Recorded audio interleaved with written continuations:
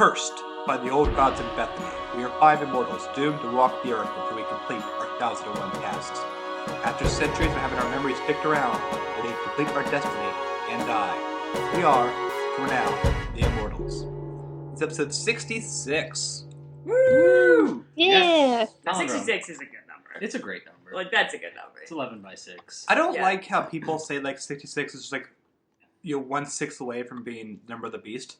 That's 600 numbers away from being That's 6. true. It's It's a lot. also It's nowhere away. close to being 66. It's also Route 66, which is awesome and has inspired many, like, a ton of great literature and music. Mm-hmm. Like the song we And did, like, culture. last Was that last week? 2 weeks ago? 2 weeks Yeah, ago. which means that 66 is actually an interesting number to talk about. Well, I mean, all numbers are interesting. Well, that's true. This is fun because the guy who's furious right now is editing the show this week. So, That's so if you hear this, audience, it's because Adam was nice. It's because Adam was nice. Adam was nice. Or I'm going to do a playback of all the really boring numbers that you've talked about. Fact check. I'm going to start fact checking the Yeah, numbers. go for it. I'm actually kind of curious as to our documentation. I'm sure we've always said something interesting. I'm positive. But who are we? Oh. Religiously. Whoa. Whoa. I don't know. I'm Austin. I'm Adam. I guess I'm Sarah. I'm Leigh. I'm Pedro. And together, we are the Immortals. That's who we are. Yes, that's who We're we are. stronger together. We are. As we work hard to die. What's happening? What's up? We should record the podcast. What's now. confusing about this? Everything. With all our powers Didn't- combined. That's all I got.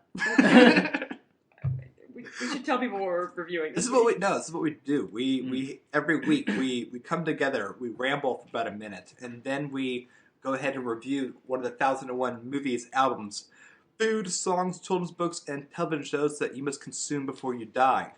All those published books about those subjects. We pick a random number that is provided to us by an intern of the aforementioned old gods, who are right now being ruled by Bethany, who is using the power of our reviews to plot something very evil. This is very easy to follow. Last week, the intern, in the middle of plotting our revenge against Bethany, gave us the number 464, which, according to all these books, the 464th entry are the following. The movie is In the Heat of the Night. The album is Killing Joke by Killing Joke.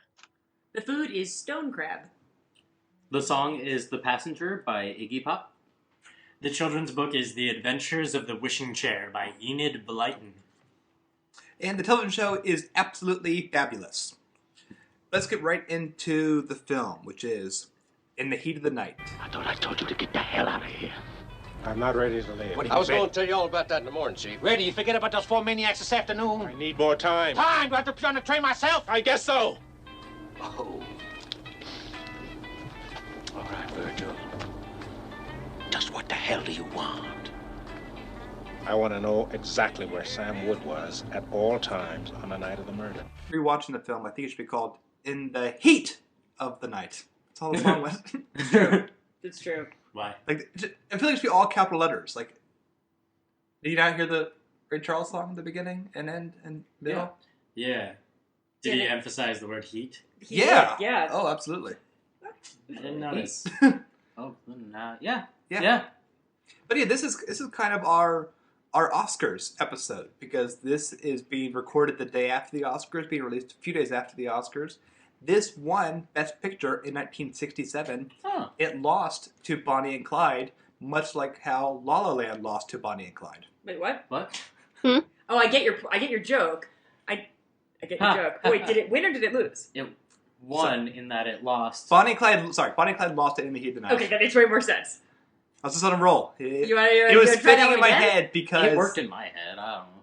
I get what you were doing though about Bonnie and Clyde and how La La Land lost to Bonnie and Clyde because they read the card wrong and it was sad for some people and happy for me because La La Land sucks. that you spoiled my bonus review for episode Okay. 100. Oh God. Anywho, In the Heat of the Night is a mystery film directed by Norman Jewison, came out in 1967, starring Rod Steiger and Sidney Poitier, who just turned 90 years old last week, by the way. Sydney who? Poitier. Poitier? Poitier. Poitier? I think you said Portier. He said something that was incorrect, but now he knows how to say it. Oh, Okay. Now you guys Poitiers. listen to me. Poitiers. And correct me on the words I say. Why start in episode 66? I don't like what's going on here. I mean, it's a decent we, place to we are start. we are being pretty critical of Austin and Idra here. Just because I'm saying the wrong words and not conveying the information correctly. The fingers thing doesn't work on. Son of a bitch! Yeah, were there finger quotes? There were There. quotes, Oh my yeah. Oh, god. okay. It's a train wreck. Speaking of trains, Virgil Tibbs comes into this small town. It's a pretty good transition. Thank Mhm. you. And he is waiting for the next train out of town when he is picked up by a cop who is looking for a murder on the run and just sees a black guy in the train station and figures it's probably him. Yep. Little to discover that Virgil Tibbs is actually a homicide detective in Philadelphia. And the rest of the film is basically Mr. Tibbs having to deal with really overt racism in this southern town while trying to solve a murder alongside the police chief, played by Rod Steiger. And, yeah, this movie's great. Based off first book in a series. And who has seen this before? I had not seen this before. I also had not seen it before. Yep, neither have I. Lee, what did you think of this one? I love this movie. Yay! Holy crap. Like, this movie was amazing. I'm a sucker for, like, police procedurals, though. So, like, I'm one of those people that will very easily get sucked into a Law and Order marathon and watch 14 hours of it in a row. So, this movie is, like, right up my alley because it is a very, very, very well-crafted police procedural. Yeah, It's amazing.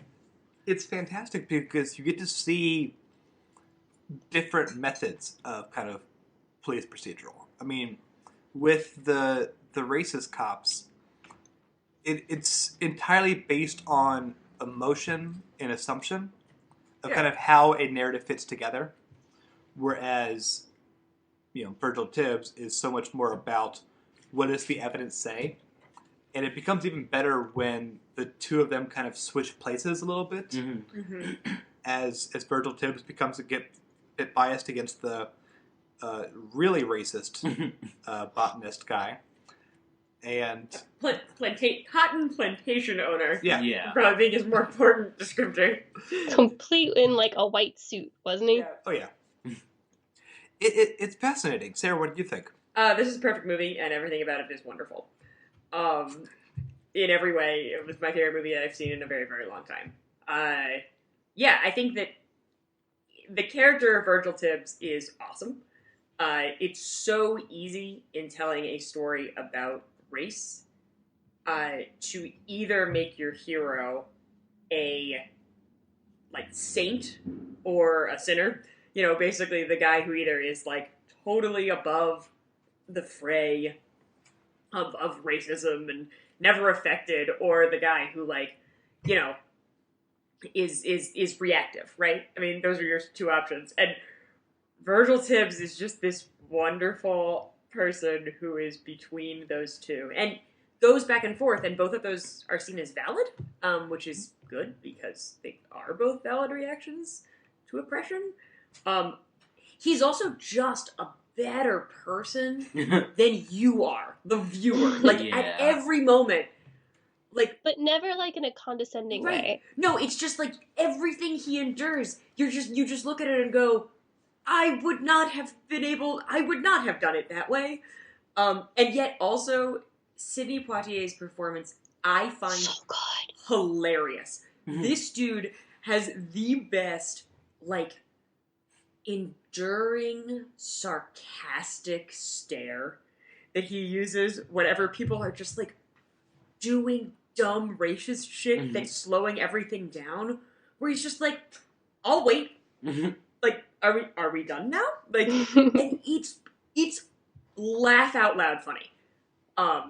Which is weird for this movie, which is also very serious and about and interesting and Weirdly still important in a lot of ways. Yeah. I mean, feels like it could have been made yesterday. I mean, in some ways. It's really, really good.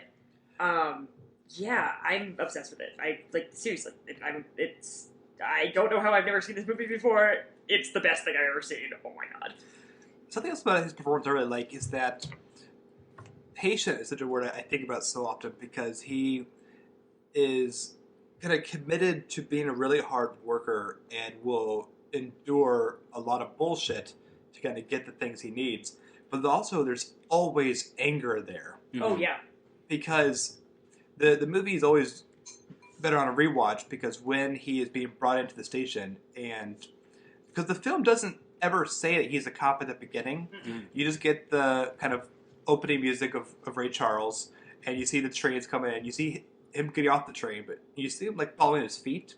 So all he is, according to the film grammar, is just a mysterious man who's coming into town. Well dressed. Well dressed. This guy can be any sort of character. This is how Hitchcock films start. Where it's either the hero or a killer. So we don't know who he is, and they're looking for someone, and they bring him in.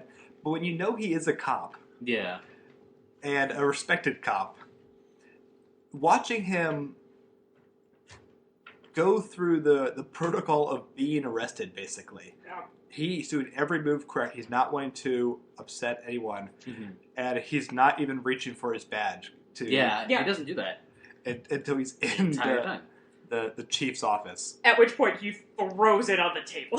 To be fair, he's talking to the boss now, right? And it's like, come on, dude. Well, he was responding to finally someone asking, "By the way, who are you and what do you do?" Right? Yeah. It's like, motherfucker, I'm a police officer, and chucks down his badge. It was. He's great. He's my new hero. So good. So this film won Best Actor, but it wasn't him. What? Huh. Rod Steiger won. Bullshit. That's bullshit. Police chief guy? Yeah. That's bullshit. I mean, he was alright. He wasn't That's Sidney bullshit. Poitier, though. Bullshit. Huh. Poitier did win Best Actor. He won for a really good film called... Is it Lilies of the Field? Yeah. Basically where all these nuns keep asking this guy to build a church for them in the middle of nowhere. And he is also a patient, but it's a more lighthearted movie. Mm-hmm. He's very good in it. But, yeah, I always was confused that he didn't win for this movie because his performance is so iconic. It's so awesome. I mean, Sarah and I got to see this at the Music Box in theaters on film. And I felt that the crowd had seen it before. It wasn't a huge crowd, but they didn't applaud. They all felt like on the brink of applauding when he did say, "They call me Mr. Tibbs." Right. Oh, it's so good. I didn't know that was from this movie. I don't think Sarah did either. I was like, nope. I know this one. Yeah. Yeah, I also did not know. And the line's so quick because he's such a quick character. Yeah. Mm-hmm. The slap scene is just beautiful. I love it. Adam, that's a really famous scene, isn't it? When he slaps the plantation owner back. Yeah. That's great. Yeah. Yeah. Huh. I think so. Just because it was... It's probably the second most iconic thing in the movie. Yeah.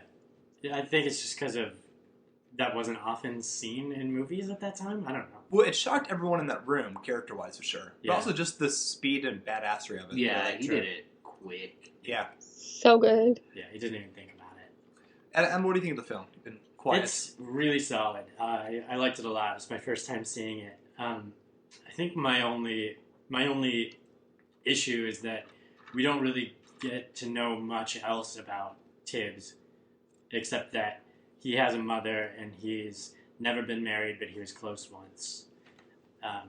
So it's just, I don't know, I feel like there's more to him than just being a really good cop. That's a lot of him, and it didn't take away too much enjoyment of the film for me, but I don't know. I don't know if it would have made the film any better, but I just want to know more about him. I've never read any of the sequels, and I know they made at least one sequel to this movie. It was called They Called Me Mr. Tibbs. I can't remember if Poitier is in it. Yes, he stars in it. Yeah. I looked it up because I was wanting to know. I don't know anyone who's seen that movie. I just have a hesitation towards sequels to Best Pictures that aren't The Godfather. He also stars in the third movie in the series, The Organization. Oh, I didn't even know there's that many. Yep. Cool. Well, then you're obviously going to like the third one. What? Because Indiana Jones was up for Best Picture, and it won, but no, it lost. I thought you were going to do a Godfather metaphor. No. Because I like the second more than the third Godfather. Yeah, the Godfather Crazy. tie would have made more sense. Yeah. My bad. No worries. I like how we're just spending most of our time Wait, it didn't win Best critiquing Picture. each other's jokes this episode. This is good. This is good radio. But something I also noticed about the movie this time was I thought a lot about the movie 48 Hours. Has anyone seen that one? Mm-mm. I'm not a huge fan of it, but it was kind of Eddie Murphy's first movie. It was him and Nick Nolte. If I remember correctly, Eddie Murphy is a criminal. He's a cop. They have 48 hours, of which Eddie Murphy is kind of out of prison to solve this case, to get some leniency and whatnot. But what was memorable about the movie as kind of the boom of buddy, but especially buddy cop comedies and whatnot, is that those two characters very openly hate each other. And I loved that element about this movie because with these two characters, it was always so organic about which one of them actually wants to solve the murder and whether or not Virgil Tibbs wants to stay in town. I love one of those scenes in the train station when the chief kind of comes in because now there's great political pressure on him to solve the murder. And he says, do you want to help me solve this murder? No. Not at all. Just sitting on the bench. I'm tired of this. We've missed like 2 trains now. And I liked their dynamic. And I really liked that scene as well when they were drinking together because they were like on the verge of bonding. And then it still didn't work. Like, he didn't stop becoming racist during this movie. There's still the prejudice, and it almost kind of breaks Virgil Tibbs' heart because like he was like about to call this guy his friend. Yeah, and there's still this divide between them, and it's I love the relationship between those two as crime-solving duos and just human beings. It was fun. It's a wonderful inversion of the buddy cop. I mean, right? Like it's reluctant partners, which is there's lots of movies like that. But this one is reluctant partners done well. Yeah, well, and they're reluctant partners because of like a deep divide between them. You're right. I mean, it never gets solved. It never gets fixed. But they like Virgil is very patient and wants to solve the murder, and he's willing to do his job. But any excuse throughout the movie that he gets to be like, okay, sure, I'll get on a train and get the hell out of this shitty town, he is, like, ready to go. He's like, yep, that would be fine. I would leave now. Which I appreciate. Like, he's not a martyr. Like, his basic response to racism, this kind of overt racism in the South, is, I don't need this, I'm going home. Like, screw this. And I think that's very human. And I think that's why the character works for me, because I mean I said this before, but he's not a martyr. He doesn't need to like endure racism for the education of these poor white people in the South. He's like, screw you, I'm smarter than you. This is dumb. Well, when he gets into town, he's just there as basically a layover. Yeah. He doesn't get a hotel. He sits in the station by himself. Like, no, I'm not stepping foot into this town. Yeah. It's looking at the police procedural element. There's one step that doesn't make sense to me, and hopefully I just missed something. I feel like it was very good about clue to clue to clue to clue, except for as we're getting into the final act. So if you want to be spoiled the mystery, I'm not gonna say who did it, but Virgil Tibbs goes and recreates the crime with the cop who discovered the body. And Virgil Tibbs, before getting into the car, knows what that cop did that night and what path he didn't drive on because the guy looks at this naked woman in the window. How did he know that? I don't know. I don't think they ever did explain it. I just believed it. Because he said like in the office when he said that I knew you skipped your spot. How'd you know that? He goes, I know it. That's not an answer. I don't know because that is the cornerstone to solving the crime. Yeah. So that was the one part of the procedural that maybe I missed something, but I didn't get that. I think it's supposed to be. I agree that it's the weak part of the procedural. I think it's supposed to be a jump that like somehow he gets enough of the pieces of the puzzle together. It sort of contrasts with what Rob Steigler's character does earlier, where he makes a bunch of leaps that are just like lazy. And this is more of a like, I have all of the pieces together except for this one. I think the idea is, I mean, that... No, isn't it because, like, he knew that the police officer drove by a certain place by a certain time? He did check the time. He was like, so if he would have left at the diner at exactly that whatever time, he would have been able to guesstimate, it takes 10 minutes to get from A to B. Oh, that makes sense. But it took him 15. Why did it take him 15? But he knew that this girl was out there naked. That's mentioned earlier in the film to him. Is it? I think so. Yeah. When he's talking to that kid in the prison cell, the one that they originally thought, he tells... Yeah, that's mentioned. because... Oh, okay. I forgot that part. Yeah. The woman in the window is the woman that comes into play later, right? Yeah. They're the same. They're the same. There's only two women in this film. Yeah, there's one or two women in this film. So yeah, when he was talking about prison cell person, because he had something to say of the woman, I mean, he could have easily done some digging, I guess. And maybe one night he scoped out the place and he was like, oh shit. Or not. I don't know. It's good police work, that's what it is, and we don't question it, Austin. We do not. What side are you on right now? Literally my job. Yeah. Literally my job. It's Sidney Poitier, Austin, doing good police work, and we don't question it. Yeah, you don't ask. I mean, Virgil Tibbs is a better person than all of us, so... Well, when we look at good and bad police work, it was ironic, and I don't think this is a statement by the film, it's just how the mystery played out, that the bigoted police chief, unlike today's police, keeps arresting police officers. Yep. Yeah. Yep. It just keeps happening. Weird choice. I was entertained by this. I mean, it's easy. You look to your left, that guy. Oh shit, now that guy's innocent. You look to your right, that guy. Oh shit. He was happy to throw his deputy under the bus. Like, this guy did it. Oh yeah. It's easy, it's fast, it's quick. Problem solved. It goes away, right? Yeah. He's under a lot of pressure. He is. Yeah. There's only 10 characters in the film. Yeah. I also really enjoyed, because I think I also kind of forgot about the movie, because in my mind I always saw it as more of like a traditional kind of police procedural. Norman Jewison films this movie really weird. It's great for it. Like, I love the strange zoom-ins and like how long shots are, and then I don't know. It's a really like, it's grittier looking. It doesn't feel like a Law and Order episode really. Mm-hmm. It has that new Hollywood vibe to it, where movies are starting to feel the editing is stranger, the camera's moving weirder. It had a good, added great tension to it and great sense of time usually of like how long it's been in this night. Mm-hmm.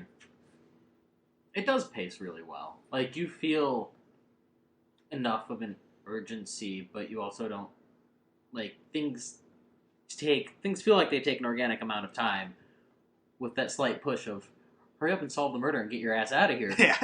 Or just get your ass out of here. That's right. Cool too. We'll follow you up to Philadelphia and watch you be cool. But, yeah, it was good. And everything that happens really brilliantly ties into other things that happen. Like, there's no single instance of something and that's just the end of it. It's like the fight that he has with the racist group of people, that comes back later. It's not just like, oh, this is how the town is, they're violent. It comes back later in a really important way. Yeah, I mean, you really get the feeling that there's only like a couple hundred people in this goddamn town, and they are sort of all involved. And yet, there's not a minute of waste of time. It's just, it's great. I think it's time for henges. Yeah. I like this film quite a bit. I give it a 4.4. 5. Perfect film. Best thing I've ever fucking seen. 4.7. 4.7. 4.5. Wow. Did we beat the Hitler movie? I think we might have. We'll find out. Go to thearkhamore.com. Did racism beat I Hitler? think that's the last movie I give a 5 to. Ultimately, kind of. Yeah, I guess. I hope so. Otherwise, it's your fault, Austin. All right. In the Heat of the Night, you can check that out on, I don't know, Blu-ray, probably. It's gone from Music Box, so you missed it. But we didn't miss this band. We just heard them last week, and they're back again. Leigh, what do we have? This week we listened to Killing Joke by Killing Joke.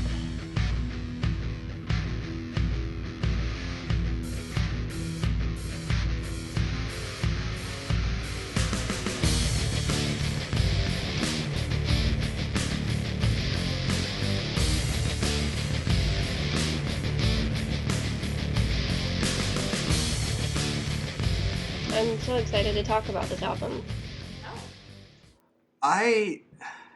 It's just us again this week, right? No, I listened to it. You heard it? Yeah. I heard a song. From last week? Yeah. It was not in this album? It should have been. No, it was this album. It was this album?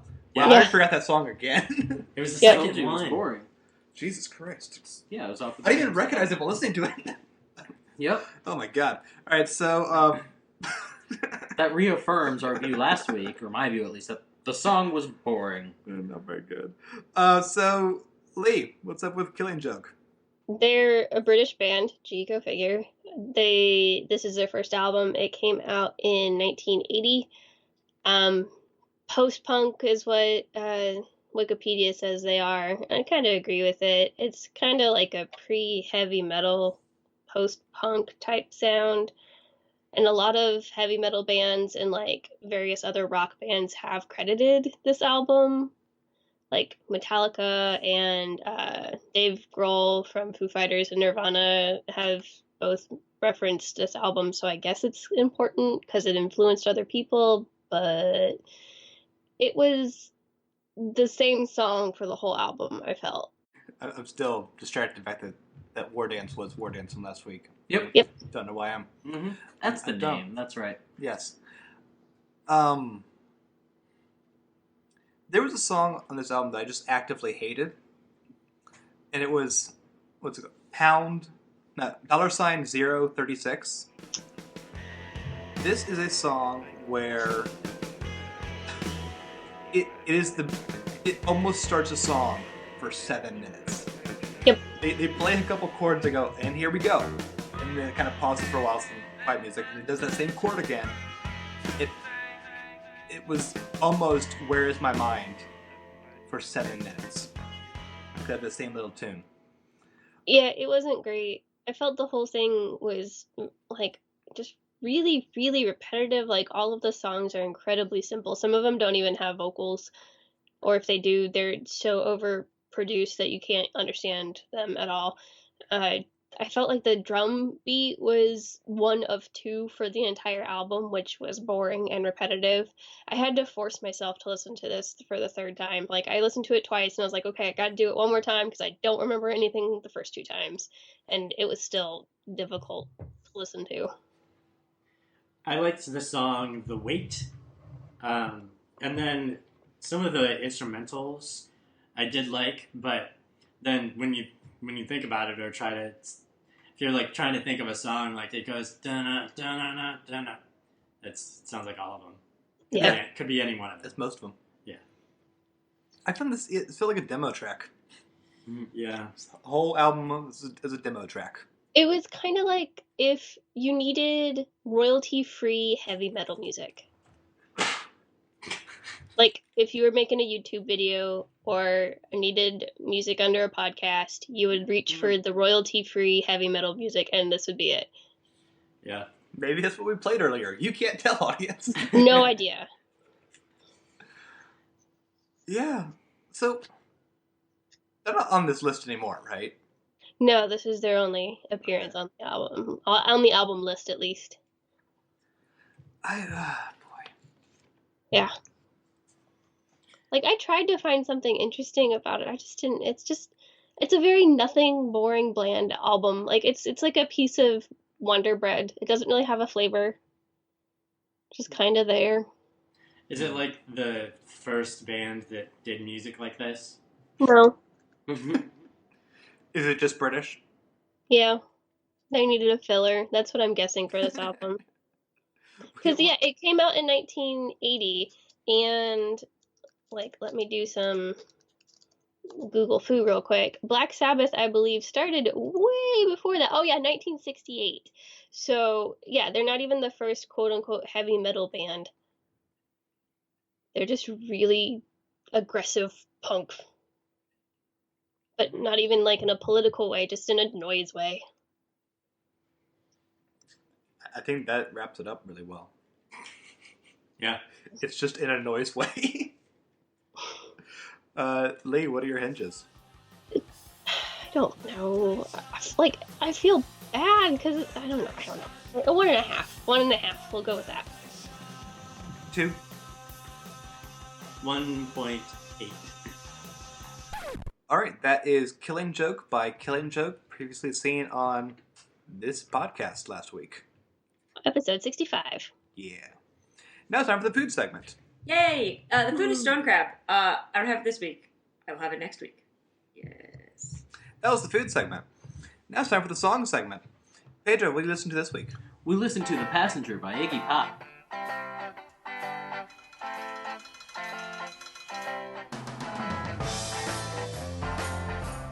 The Passenger is a song by Iggy Pop. It came out in 1977, part of his album Lust for Life. I had not heard any Iggy Pop before. This is my first exposure. I liked it. It was fun. I think I've heard it before in, things, though. So it wasn't your first exposure. It sounded Lies. familiar. It feels like I probably saw it in a movie. This is the song they play in movies when cars drive down the road. Huh. That was his inspiration for this, I mean, really. I just feel like, I don't know how many movies this has been in, but I'm sure I've seen it in that exact context. I think I'm sort of with you, Pedro, because I've always known who Iggy Pop is. I recognize older Iggy Pop. I don't recognize younger Iggy Pop by their appearance. Mm-hmm. Some actively turning on an Iggy Pop song, but I've definitely heard this song 1,000 times. Yeah, right? I'm trying to... It doesn't say what it's appeared on. I guess I could Google that. Or not. But... Why is this song good? It's just... Okay, I felt happy listening to it. I was bobbing my head, all good stuff. I was like, yeah, this is a fun, happy tune. But then after a while, I felt sad. I was like, it's got kind of this weird undertone of... Melancholy. Perfect word. I still liked it. So now when I want to feel happy and melancholic, I know what song to pick up. I don't know. Something about it it starts out with this cool strumming guitar. It doesn't do anything too crazy. It's just kind of always there. Like it's my friend on a road trip. Like he had with David Bowie. And thought, this is a good song. Is this the song about him and Bowie? It was kind of a... What do you call it? Tribute? Tribute? Wrong word. What do you call it? Inspired by? That's it. The inspiration. He just pointed at me. Leigh said that.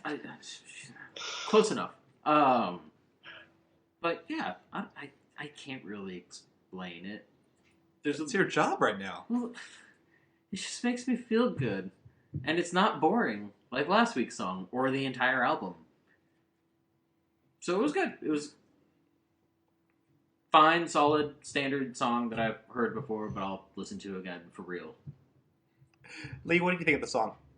I enjoyed it. Iggy Pop, again, is always one of those people that I've recognized and I've known about, but not necessarily ever really listened to. So I don't have a whole lot to compare it with, but I really enjoyed this song. Pedro kind of explained it in a perfect way. It is a song that you want to put on when you're driving down the road, and you're going kind of on a road trip. It's a good song just to kind of cruise to. I don't know. It's happy and consistent, like a good summer's day.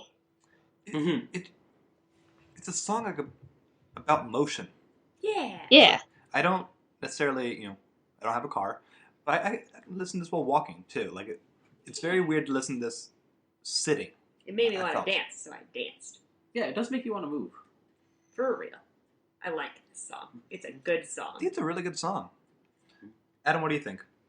Yeah, it's pretty good. I'm looking at the lyrics, trying to see if there's any meaning other than just being literally a passenger in a car. Nomadic. Nomadic, I heard. Sure. As a word to describe the lyrics. Yeah, this is definitely a song more about like a feeling or an instance, which is what songs should be about. So, yeah, it's a bit as like also traveling through times and eras a bit more. Like it just feels like I don't know. Oh, I've definitely Witness heard to a this lot. song before. It's in Jarhead. It's in Up in the Air, The Weatherman. Most of 2005 something about albums. Anderson Cooper. Sons of Anarchy. I haven't seen that one. It's a lot of things. Yeah. More Anthony Bourdain. Yeah. Oh, it's his theme song, isn't it? It For one of probably his is shows. now. They used it in promos for season 5. Oh. And Iggy actually appeared in episode 2 of the season. You just knew that, didn't you? I did. I pulled it out of my air. Totally doesn't say so on Wikipedia Oh, like not I'm at reading all. right now. Oh yeah, I cite my sources. According to Wikipedia, all the things I just said. Nailed it.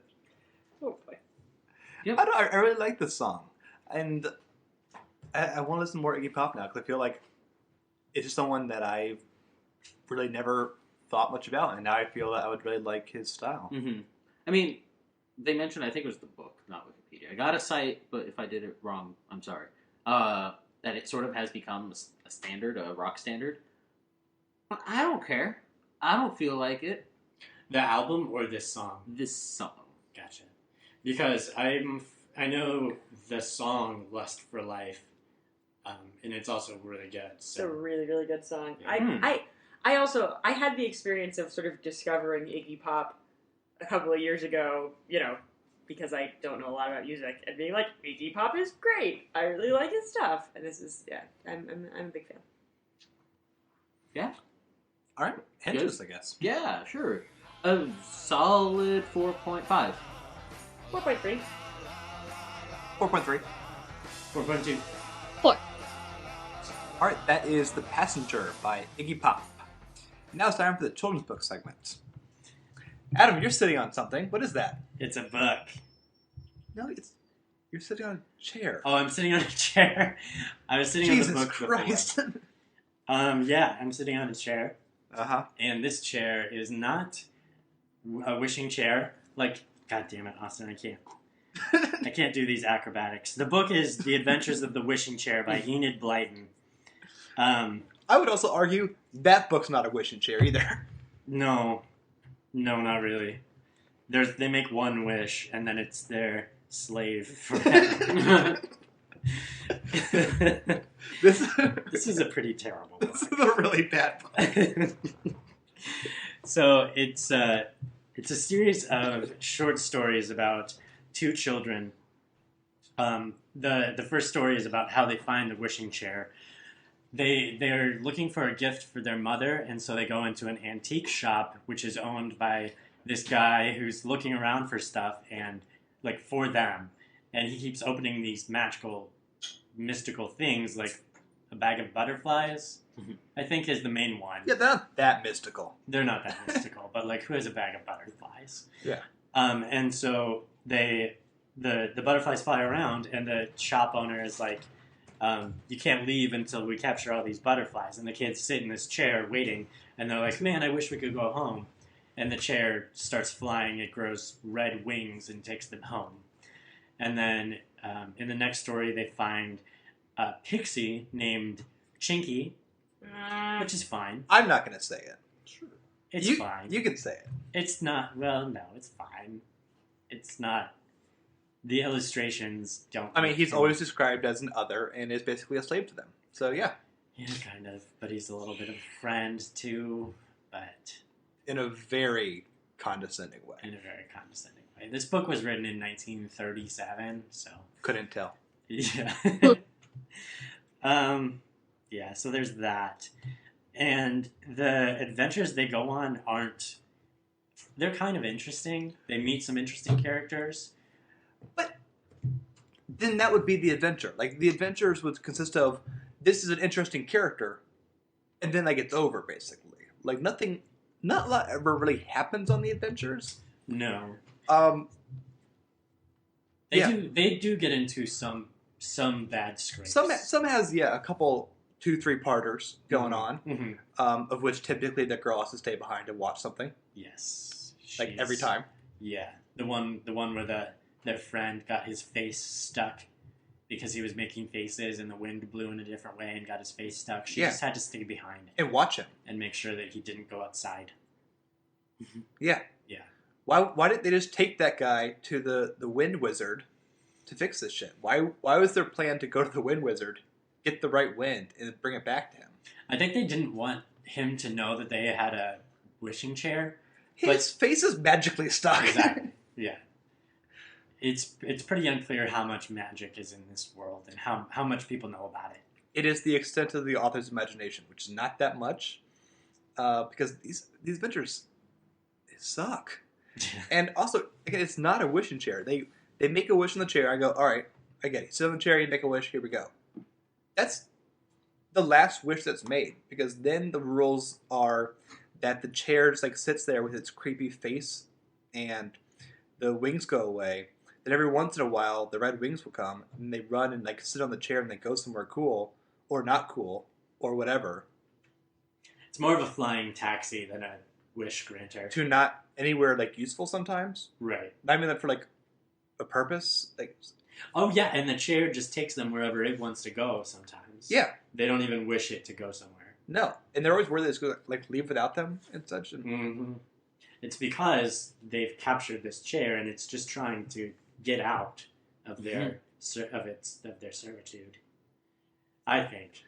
I feel bad for the chair.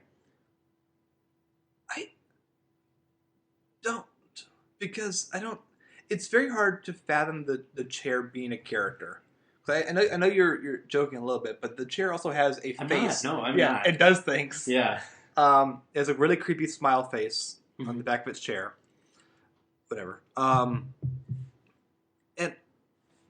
But what it's doing doesn't make any sense ever. Like the one that really bugged me was the chair flies them off to this island, and the pixie, the disappearing island. Yeah, says that disappearing island, and then the girl says, "I don't know what you're talking about. Looks like a great time. Let's go on it." Then they go on it. Then the island disappears, and then they all yell at the girl for a while, and they fly home.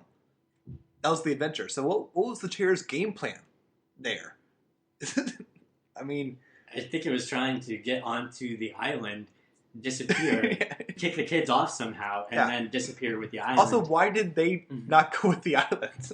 Why did they just fall into the water? They didn't touch the island. They got really close. That's right. That's what happened. Yeah. Also, that story bugged me because they were really mad at the girl, and the girl had to apologize for like not listening to the pixie. Whereas when they were doing some stupid story with a witch, and they had to be all sneaky outside the house, and they're tiptoeing. But they get the chair back. What's happening? I already forgot what's happening. You know what I'm talking about? Which witch? There were several. There's so many witches. Yeah. Well, this is the one that ends like they're all sneaky outside. They land carefully. They got the thing they need, and then out of nowhere, the boy just trips on the grass. Oh yes. And not even like that much. Like just like falls quietly. Like he doesn't like scream. Mm-hmm. And that was barely loud enough for the girl in the house to come after them. Yeah. It was so. Yeah. I'm sorry to take over. The witch put like a barrier around her house so they couldn't leave. Yeah. But then she didn't go out and look for them. She waited. The pixie, Chinky, said that... Sorry. That He's going to wince. that they just had to stay... They had no choice but to stay on her porch until morning. And unless they found out a way to escape, which they did. But they all like agreed that the kid shouldn't have loudly tripped like that. And that was the problem. Exactly. But he never apologized. Even though he didn't even trip on anything. In the picture, there's no stick on the ground even. Mm-hmm. He just forgot how to walk all of a sudden and went face first into the... Also, the kids are awful. The kids are horrendously, suck. Like... It's in that stupid, old-fashioned dialogue that... our memory's been tampered with, so it's hard for us to remember the 30s, but, like, no one talked like this, right? Yeah. Oh, gee, I would love to go on an adventure, Peter. All this bullshit. Yeah. I looked in the book, I read the article or whatever they had on it, and they said the one thing about Enid Blyton's writing as her vocabulary, and that she used the word horrid 52 times in this 150-page book. Also, the prose is lame. Like, every once in a while, it would be something like, and then the chair landed. Oh, really? It did. Mm-hmm. It just got meta all of a sudden for, like, typically lame things. Yeah. Also, I mean, every character is awful, but the one character who's bizarrely awful is the mother, who's barely in this book. But when a guy, like, old trickster, wants to buy the chair, the mom just does crazy shit of, like, this guy comes into their home, won't leave, wants to buy a chair that's upstairs for $2. And she goes, yeah, of course. Because no, that's our chair. She goes, kids, quiet down. She's like, I've never seen this chair before. Sure, you can have it. They openly say, we don't want you to sell our chair. She goes, I'll buy a new chair with the $2. Yeah. Or don't sell the chair to this weirdo that you're trying to get out of your house. God, books suck. Also, the book's really big. Like, physically. Yeah. So when I'm reading on the train, I look like a crazy person. Like, I didn't read this one in public. Yeah. Because it's like when Shrek opens and a storybook opens, that's what this looks like. It's a big book with a couple pictures, and it just looks like a child on the train reading this picture book with a lot of text on it. Yeah, this version that we have was published in 2012. And it has these, the illustrations... 2012? People are asking for this book still? Yeah, Enid Blyton has... She's known more... She's kind of famous. Yeah, she wrote these books called The Famous Five, which is about like... Oh, shit! No, we covered that. Sort of. We've talked about her because her name's familiar. No, this is a transition to the next review. The Famous Five was parodied point blank with the actual names in the Comic Strip Presents, that British sketch show, where the best episodes were really bizarre, demented, sexual parodies of the Famous Five. It was hilarious. Which is basically taking the dialogue from this book and putting it towards, like, 20-something versions of these kids who have not grown up and matured at all. So, yeah, the Comic Strip Presents. Brilliant. I can't believe that that family allowed them to do this to, like, the actual named characters of the Famous Five. Anyway, this book sucks. Yeah. Mm-hmm.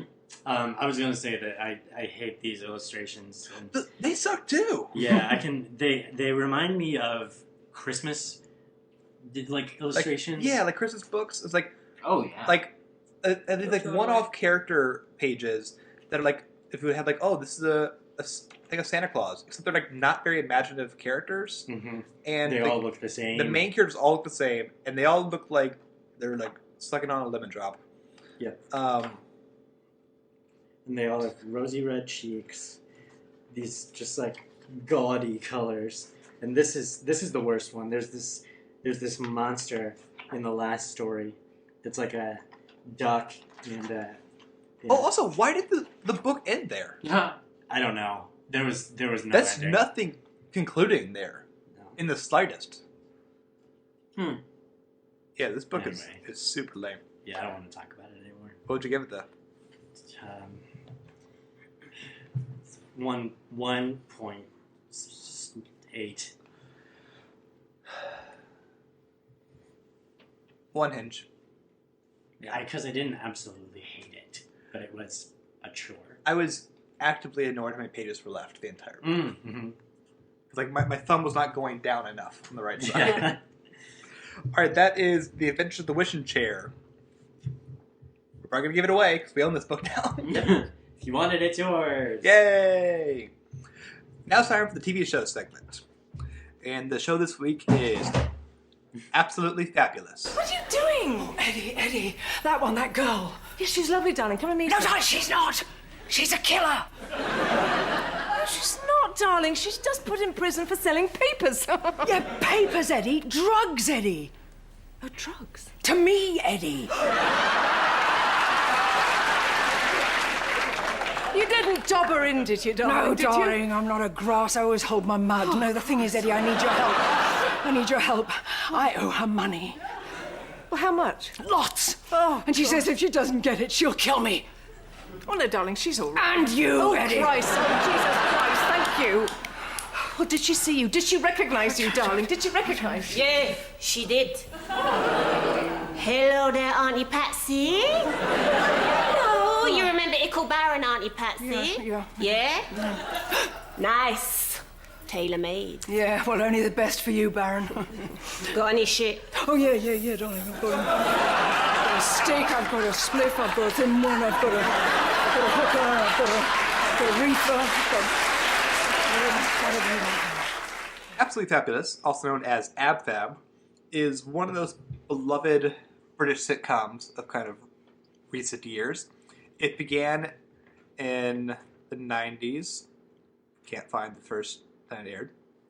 It has 6 seasons, pretty much, which means, since this is a UK show, there are only 39 episodes.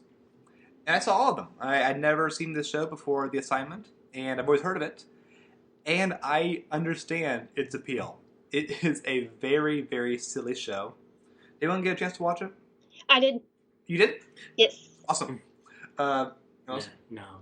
So wait, Leigh, have you seen it before? I have. This is one of those shows that I watched a lot when I was growing up because I was weird and really, really liked British television for some reason, including... What's weird about that? As a 10-year-old watching Absolutely Fabulous, it's a little weird. True. Actually, yeah, I've now seen this. Yeah. Yeah. This is the story of 2 fabulous women, Eddie and Patsy, who are pretty much always talking, drinking, doing drugs, barely ever working, and they love it.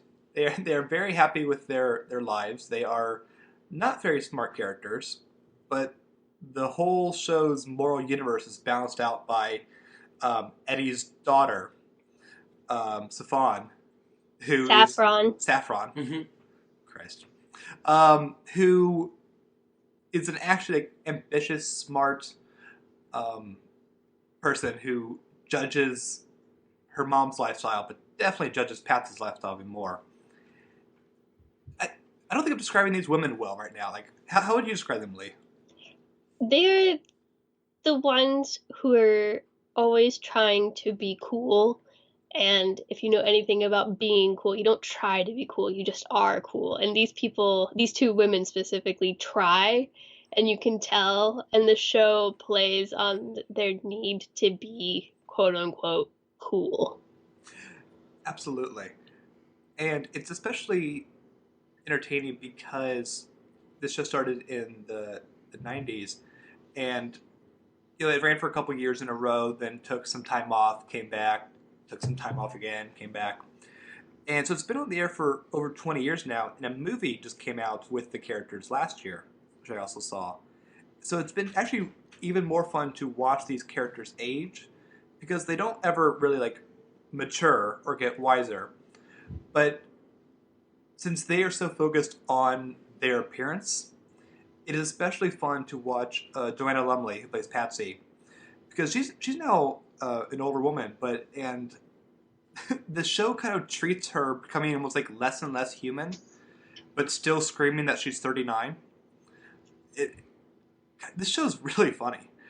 It's strange how funny it is because the 2 characters are so awful.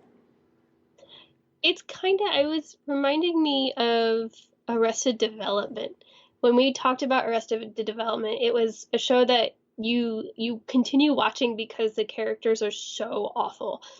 And this is another one where you watch because the characters are so awful. And it was another one that I had always felt sympathy for Saffron. I was like, oh, her mom's crazy and doesn't get her. But watching through it again, it's no, she's awful too. Everybody in the show is awful. But you continue watching it anyway. She's definitely better. And it was funny watching it really quickly because she begins as kind of a quieter teenager who criticizes her mom for being completely wasted every morning. But she always she used to judge Patsy when Patsy was in the room, and as the show goes on, these 2 are just screaming at each other and saying the most horrible things to each other. This older woman and this sometimes teenager.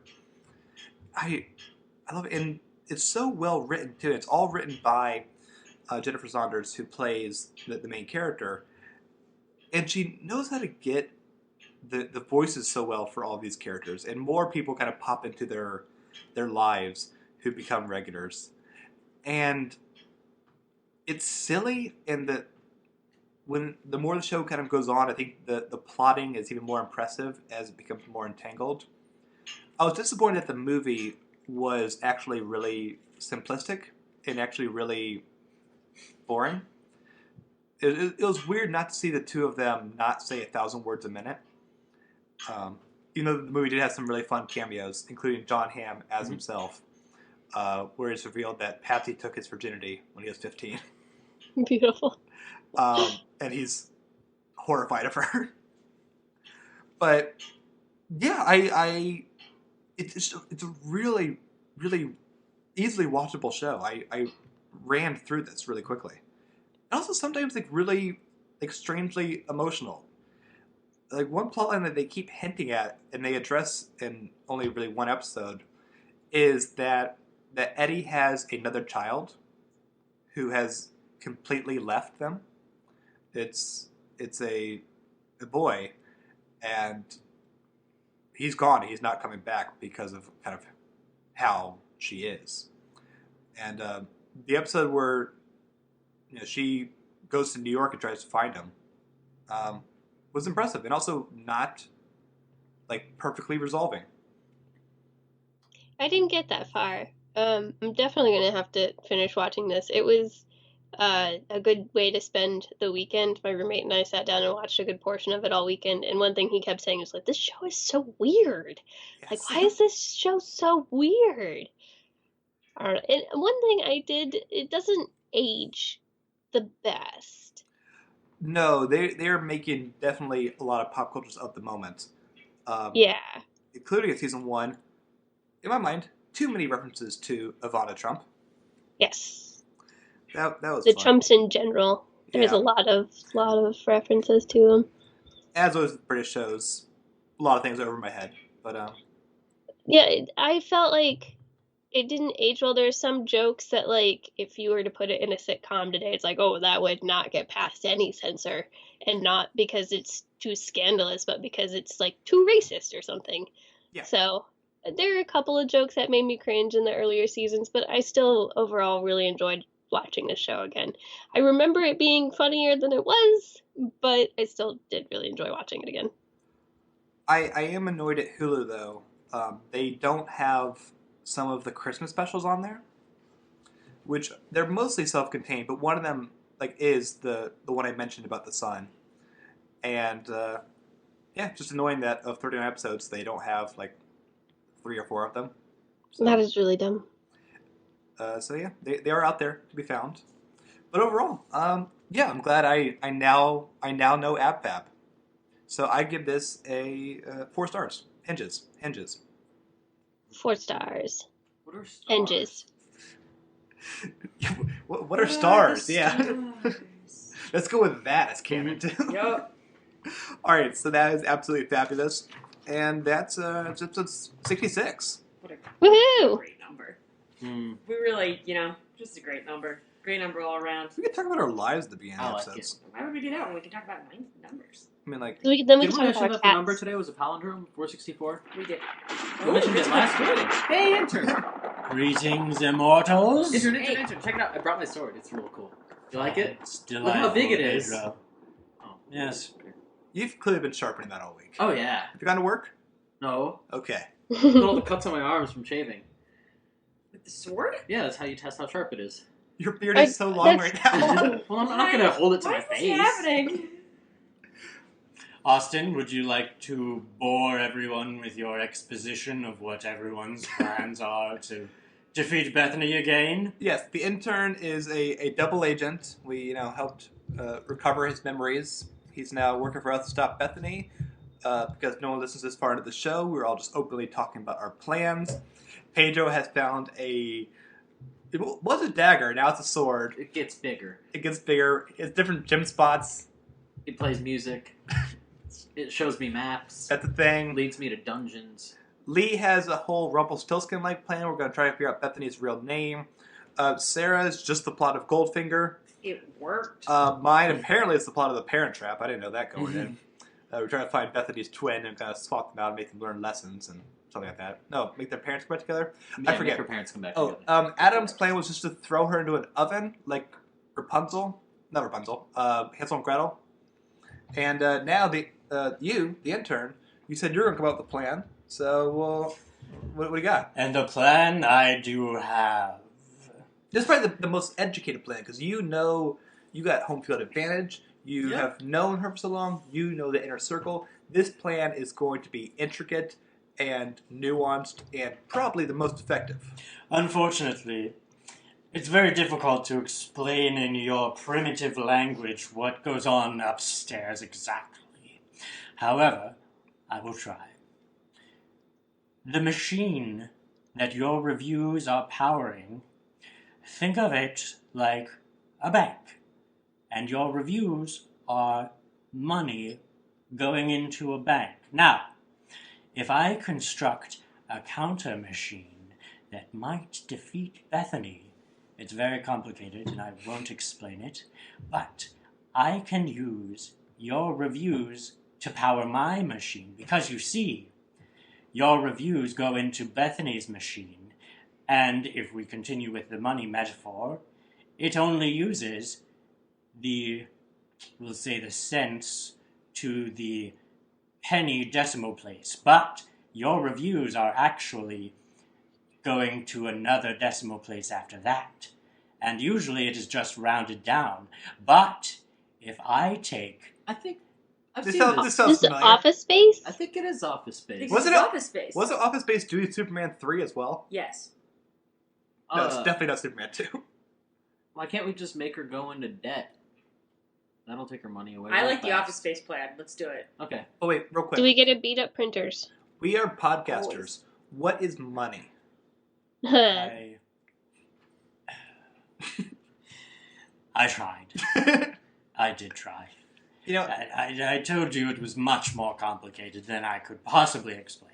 I think what we have here is potential. I think you have potential. I think Leah has potential. I think Sarah has potential. I have potential. Intern has potential. We all have potential. I think I have the most potential. Look at my sword, though. Give me 1 week, and I'm going to combine all of these plans into the ultimate plan which Bethany cannot escape from. Okay. Okay. And I'm going to use Pedro's sword, too. Yeah! Good luck. So, yeah.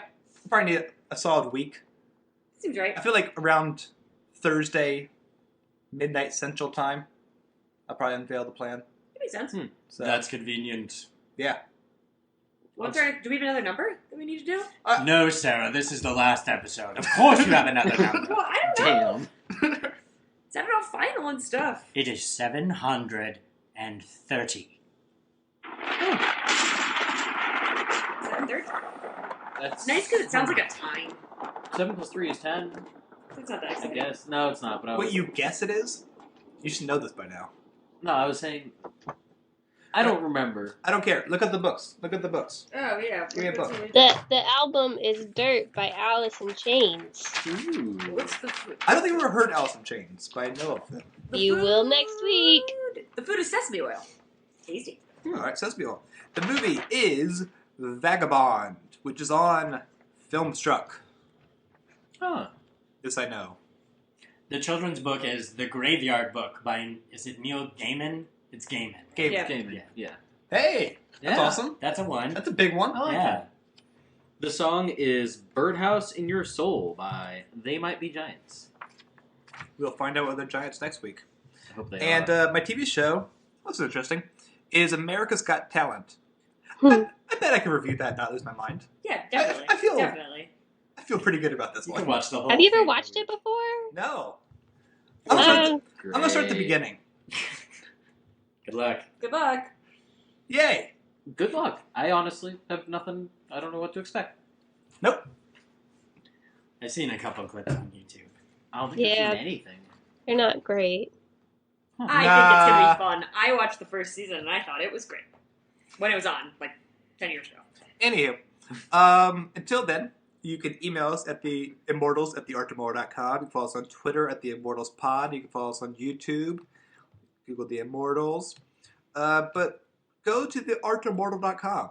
Then you can leave a comment on this episode, any episode, and check out the other podcasts on the site, including Let's Take 5, where on tomorrow's episode, with our guest, Bo Thompson, who all of us know here, we are reviewing A Clockwork Orange.